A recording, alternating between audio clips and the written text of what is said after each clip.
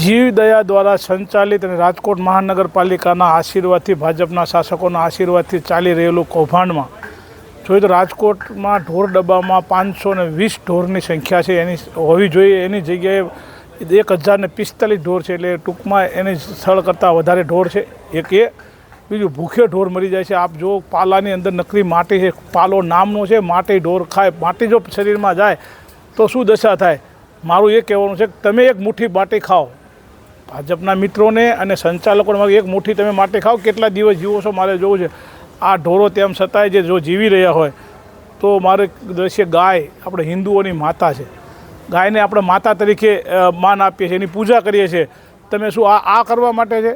આના પહેલાં મેં જ્યારે 292 ગાયો નહોતી મળી ત્યારે ઉપવાસ આંદોલન કર્યું 48 કલાકના, તે દી આ જ જીવદયાવાળાએ મારો વાહ ઠપકારેલો કે તમે સારું કામગીરી કરો છો. જો હું સારું કામગીરી કરતો તો તમને અત્યારે શું થયું? શું સંચાલન તમને આપ્યું એટલે આ કામગીરી કરો છો?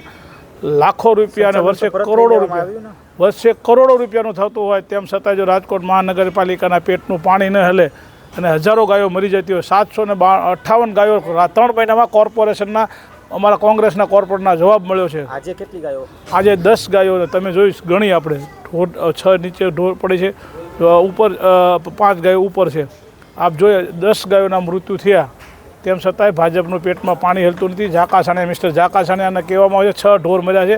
6 ઢોર તો તમે જો ગાડીમાં અને બહાર કેટલા પડ્યા છે. રોટના અંદાજની ખબર નથી અત્યારે, પણ અત્યારે કહેવા માગું છું કે એક પણ જગ્યાએ પ્રકારનો રોગચાળો નથી. હું પોતે ગાયો રાખું છું, મારે પોતાના ઘોડી ગાયો બધું ચલાવું છું, મારા ઢોર મરતા નથી. રાજકોટની ગૌશાળામાં ગાયો મરતી નથી. રાજકોટ કોર્પોરેશન સંચાલિત ઢોર ડબ્બામાં શા માટે મરે છે? ભૂખ મર્યાના હિસાબે મરે છે, ભૂખે રહીને મરે છે. મારું એ કહેવાનું છે ઢોરને તો છોડો, ગાયોને છોડો. તમે કઈ પ્રકારના નિર્દય લોકો છો કે તમે ઢોરના ગાયોના પણ નીણ ખાઈ જાઓ છો? શમશાનના લાકડા મૂકતા નથી, તમે ગાયોને શું મૂકવાના છો? હવે તમારી પાસે અપેક્ષા રાખવી ખોટી છે.